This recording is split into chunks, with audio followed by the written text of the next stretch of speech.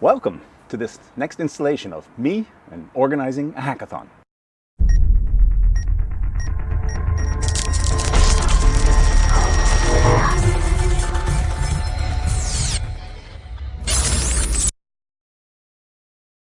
So where is that hackathon countdown clock?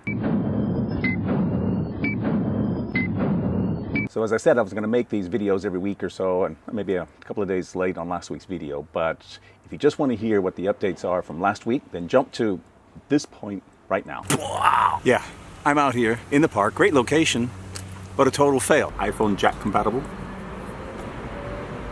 Non-iPhone jack compatible. But what is a hackathon? I'm not really sure I know the answer to that myself just yet. So I'm still learning all of this. But my son last week reminded me, before I go into all the technical things of how we organize this and who does what, maybe I should step back a step and just ask. Hackathon.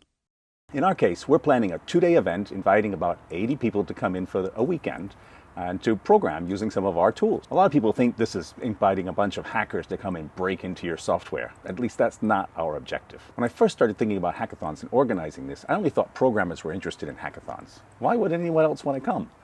But boy, I've been shown wrong for that. Marketeers and people just with really good ideas. Some of them are subject matter experts in certain areas. Transportation and healthcare and aviation.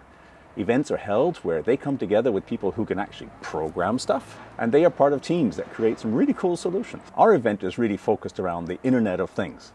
So we're going to have people come in and build around that, and of course on our platform of Avaya Breeze. A hackathon seems to be a kind of a celebration. People come together for 2 days. They bring their skills, whether it's coding or making user interfaces, programming applications where these applications will run into it there. And generally just having a fun time, learning some new things perhaps, and trying to just build something interesting. So our objectives is, of course, with the Internet of Things and Avaya Breeze. But what does that mean? One of the questions I get asked a lot about is, what is the ROI of a hackathon? Meaning, you're spending some money to organize this, you're bringing people together for a weekend, it has costs to it, sometimes some substantial costs here. So what does the company get out of it? Obviously, number one, I think, is just general visibility. Visibility that you as a company are interested or focused or looking into doing something in a certain new space. People might not have thought of you as being in that part of the market there, doing things out there. So this is marketing, visibility, getting general awareness out there.